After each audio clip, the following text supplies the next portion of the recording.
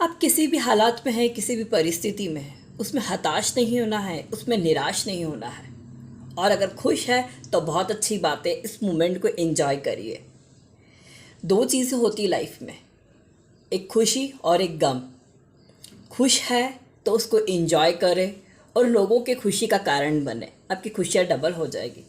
लेकिन अगर किसी परेशानी में है तो हताश नहीं हो, और फिर कहती हूँ निराश भी नहीं होना है, क्योंकि इन हालातों में भी हमें कुछ सीखने को ही मिलेगा। और समय है, परिस्थिति है, बदलती रहती है। अगर दुख है तो सुख आना ही है। एक बार क्या हुआ था, एक नारियल का पेड़ था, बड़ा सारा। आपको तो पता है नारियल के जो पेड़ होते हैं काफ़ी बड़े बड़े होते हैं। उसके नीचे काफ़ी सारे पत्थर पड़े थे, और एक जो पत्थर था उसमें से काफ़ी काला सा था, खराब सा था, बहुत दिन से पड़ा हुआ था। काफ़ी राहगीर वहाँ से निकल रहे थे, लोग अक्सर वहाँ पर देखते थे। बहुत अच्छे तरीके से जो पत्थर थे वो अरेंज थे, लेकिन उसमें एक जो पत्थर था वो थोड़ा बदसूरत था। हालांकि किसी को ऐसा बोलना नहीं चाहिए, बट एक आम भाषा में बोलते हैं, जो सब में खराब दिखता है उसको बदसूरत बोल देते हैं। तो वो नारियल का पेड़ उसकी अक्सर हंसी उड़ाता था, देख इतने सारे पत्थर है, सब कितने सुंदर है, तू एक बदसूरत यहाँ पर क्या कर रहा है, तेरी यहाँ पर कोई जगह नहीं है, तू मेरा लुक खराब कर रहा है, तू ये पूरा व्यू खराब कर रहा है। तो वो पत्थर बोलता है, मेरे पास कोई हाथ पैर तो है नहीं, मैं कैसे जाऊंगा, मैं कहाँ चल के जाऊंगा, जब कोई राहगीर आएगा मुझे उठाकर फेंकेगा तभी मैं कहीं और जा सकता हूँ। पर वो जो नारियल का पेड़ था उसको बहुत अहंकार था कि मैं इतना बड़ा वृक्ष हूँ, यहाँ का व्यू कितना अच्छा है, मेरी वजह से ये सेंटर ऑफ अट्रैक्शन है जगह, ऐसा उसको लगता था। और वो रोज़ पता नहीं दिन में कितनी बार वो जो काला सा था, खराब सा था, बदसूरत पत्थर था, उसको कुछ न कुछ बोला करता था। ये जो काला पत्थर था ये भी हर्ट होकर सुन लेता था, चुपचाप सुनता था, बुरा मानता था, पर ऑप्शन तो है नहीं। तभी वहाँ से एक मूर्तिकार निकलता है कुछ दिनों के बाद। वो मूर्तिकार की निगाह उन पत्थरों पे जाती है जो वो बड़े से नारियल के पेड़ के आसपास थे। वो इतने सारे पत्थर देखता है, लेकिन उसमें से वो जो काला बदसूरत पत्थर रहता है वो उसी को उठाता है। देखिए, जब चीज़ें एक जैसी होती है तो उनमें से असमान चीज़ों को निकालना बहुत मुश्किल होता है। डिफरेंस मतलब पता करना बहुत मुश्किल होता है कि क्या उठाए क्या नहीं उठाए, सब तो समान ही दिख रहे हैं। लेकिन उनमें से अगर सब चीज़ खराब है और एक अच्छा दिखता है तो वो भी सेंटर ऑफ अट्रैक्शन होता है, और सारे अच्छे हैं और एक खराब दिख रहा तो वो भी कहीं ना कहीं सेंटर ऑफ अट्रैक्शन होता है। तो इतनों में से उसका ध्यान वो काले पत्थर पे जाता है, तो वो उसको उठाता है और उसको गढ़ना शुरू करता है, अपने हिसाब से उसका कुछ बनाने की कोशिश करता है, और एक बहुत सुंदर सी फिर उसकी मूर्ति बना देता है। और फिर उसके ऊपर सिंदूर और सब चीज़ें लगाकर वहाँ से चले जाता है। पता नहीं उसके दिमाग में क्या आया होगा, नहीं पता, पर उसने उनमें से उसी पत्थर को उठाया, उस पर उसी का ध्यान गया, और वो जो काला बदसूरत पत्थर था उसने उसको बहुत सुंदर आकार दे दिया। बहुत, अब उसका कलर तो चेंज हो नहीं सकता, लेकिन उसको पता नहीं क्या लगा, उसने उसको तैयार कर दिया, बहुत अच्छे से उसको सजा दिया, उसका शेप अच्छा कर दिया, उस पर फिनिशिंग कर दी, और एक उसको अच्छा सा रूप देकर सिंदूर लगाकर उसके ऊपर चला गया।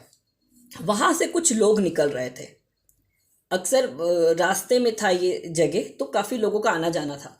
अब जब लोग वहाँ से निकलते हैं तो पहले जब लोग जाते थे तो व्यू देखते थे, काले पत्थर पे ध्यान जाता था और फिर चले जाते थे। लेकिन अब जब लोग देख रहे हैं तो उनका नज़रिया चेंज हो चुका है। वो देखते हैं ये क्या है, इस पे सिंदूर लगा है, कहीं कुछ भगवान का मूर्ति तो नहीं है। कोई आते उसका हाथ जोड़ जाते हैं, पैर पड़ जाते हैं, कोई उस पर फूल चढ़ा देते हैं, कोई दिखता है सिंदूर लगाए तो वो भी उस पर सिंदूर लगा देते हैं।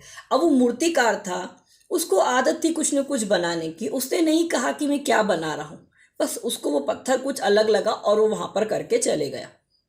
तभी एक और राहगीर आता है, ऐसे कहीं निकलते रहते एक और आता है। वो देखता है कि अरे यहाँ पर एक पत्थर है, इस पे फूल है, इस पे सिंदूर है।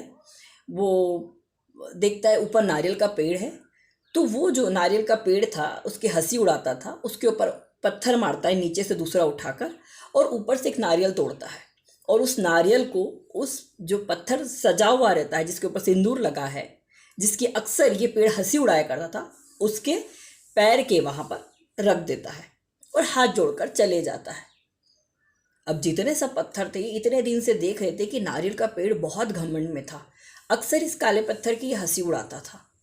आज देखो, समय जब बदला तो एक व्यक्ति आया, उसने इसको तोड़कर इसके चरणों में रख दिया है।